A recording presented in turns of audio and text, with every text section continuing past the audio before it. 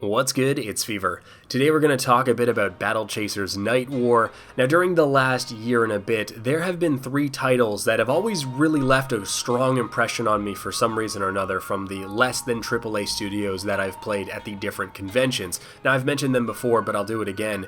Hob, Battle Chasers, and Tunic.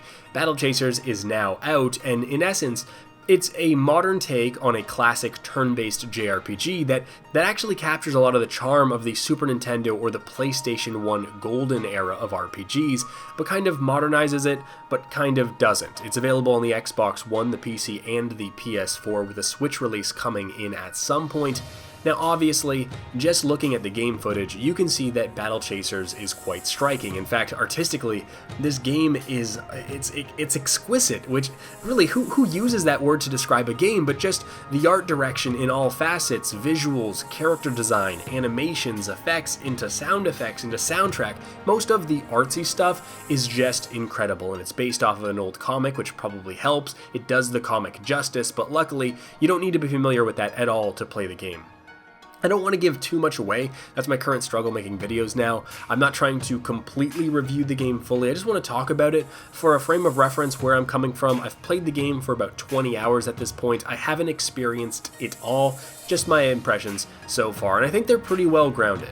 So the gameplay in Battle Chasers is pretty traditional by JRPG standards. The movement is separated into 2 different types. You have the pretty basic on-rails, point-to-point overworld map, and then you also have exploration zones. And these will be separated by loading screens. These are large explorable maps. You can see the enemies, so it's not random encounters. There's treasure to be found, traps, puzzles, little text adventures. I did like that each character you have has access to dungeon skills, so while you're exploring, you can use these. They are charge-based that can be replenished, and it can be something like you can break down doors or walls, or you can fire a bullet that'll set an enemy on fire before your combat even starts, or maybe even blink over a trap. You can only bring 3 party members, so you can only use the dungeon skills of 3 of your party members at a time, so hopefully this figures into party selection, but it really doesn't because they don't fully commit to this idea where you can do things that might help you find some extra treasure or might be a little flavorful. They're more for just secret areas as opposed to just progression or moving through the story. As for the story, it's a pretty sprinkled story. You get crumbs here or there. If you come into the game with the comic book knowledge, you're going to understand a lot what's going on, but the game does a good job of not needing you to know that. But if you don't know that, you jump in there and you're just trying to piece it all together, but you're just getting breadcrumbs throughout the story. You aren't locked in crazy long cutscenes or Xenogear Disc 2 levels of dialogue. It's just short bursts to keep you interested and keep you informed. And I personally liked this pace. I also like how they weave in more traditional dialogue that's voice acted pretty damn well in with these animated comic strip heavily stylized sequences. And even when you first start up the game, it starts with like this 2-minute long animated short. The story isn't anything amazing, it's functional, but it's presented very well, which is honestly the entire theme of this entire game. Now, a JRPG turn-based game is going to live or die based on that type of combat. And I'm a big fan of turn-based games, it's my preferred combat type, and Battle Chasers nails it. They made a bunch of characters, of which you can use 3 at a time during combat, with very solid and unique ability kits, close to 20 abilities each, with a lot of text, a lot of conditional uses. So you have an attack that causes a bleed, maybe an attack that causes more damage or an additional effect if the target that they're hitting is bleeding, which is great because a lot of JRPGs just go like, okay, you're gonna have 5 different nukes, we're just gonna change the element up. And they also have a really good resource management system that's better than just MP or mana, and then some of the boss fights actually have mechanics somewhat.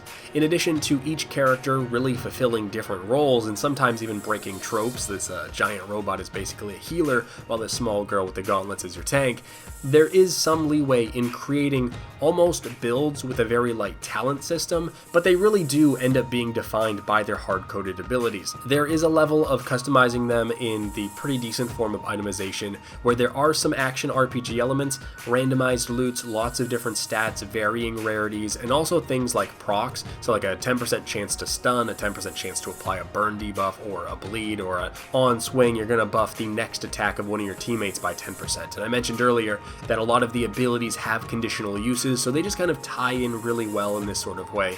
And unlike a lot of JRPGs that tend to put these more fun type of items, these proc-based items later in the game, these are core to Battle Chasers, and you will see these in the first hour, and later on there are also methods to apply your own and customize entire gear sets and get the procs you want on the gears to help make a build or make it feel like you're making decisions that are meaningful, which helps to offset some of the action RPG randomness.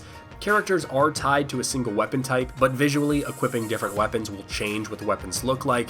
Armor won't, but there are methods to slip into different costumes, so to speak, via in-game methods. So you have wiggle room to customize your characters a bit, which is important to a JRPG and to a turn-based game. But for me, all I need a turn-based game to really do is prevent the dreaded just hold down A as a strategy.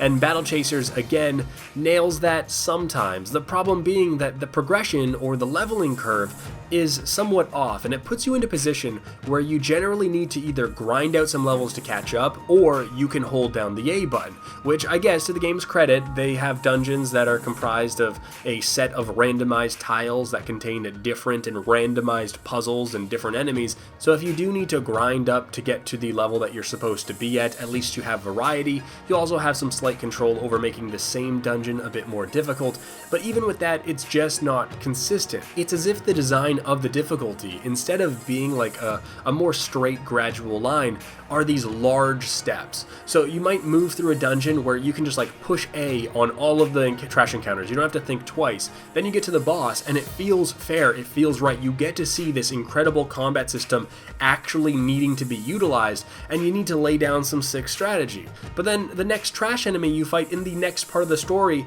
hits you for like double or triple what that boss did, and it's just wildly inconsistent in the challenge and the difficulty.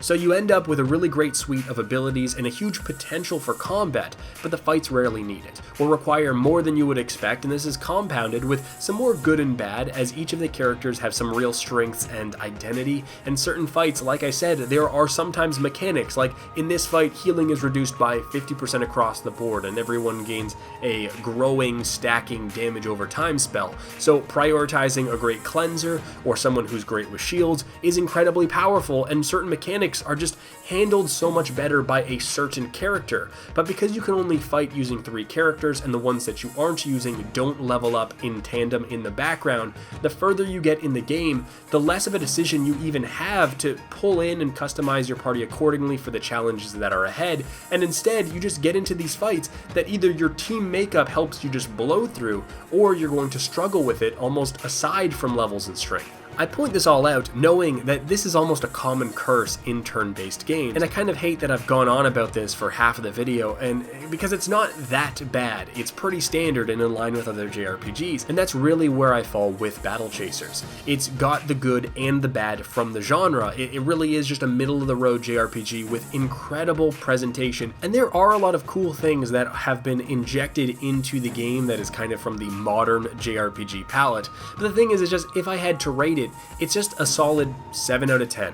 But you have to grade this on a curve because the genre of the JRPG is a consumable one, and there isn't a lot of good, let alone great JRPGs being released, and people who like them, like me, are always hungry for more, and to qualify it even further, by it being a Japanese RPG that isn't Asian anime inspired, it grows a little bit more in its appeal. So for me, it ends up falling almost exactly in the same place as I Am Setsuna did, although I Am Setsuna was really good on kind of like the story and narrative, whereas Battle Chasers is way better in like the gameplay and the turn-based potential. But either way, neither of these games are going to win awards, but I would recommend them to people who already know that they enjoy JRPGs, and I think if you do, just looking at it, you know what you're getting yourself into. There are some cool features to discover, as I said. I want to mention that there is a New Games Plus mode. There's also a completionist's dream in the bestiary, yet for me, I've decided not to play the game any further and to just hold off on it. I'm putting it aside. I still want to play it, but this is exactly the type of game I want for my Switch. Outside of Mario vs. Rabbids and obviously this month Fire Emblem and Odyssey, my Switch is being used kind of like as a mobile platform, following me to hotels and the like, and something like this, where it gives me a game that I can really sink my teeth in and get invested in on the move, bumps it up yet another few points for me, and maybe by the time it's out, we see a patch or something that addresses the pacing and the difficulty inconsistencies, since I imagine a lot of reviews that at least play the game enough to see them will have the same criticisms as I do, but that's going to do it for me. Until next time, this is Fevir.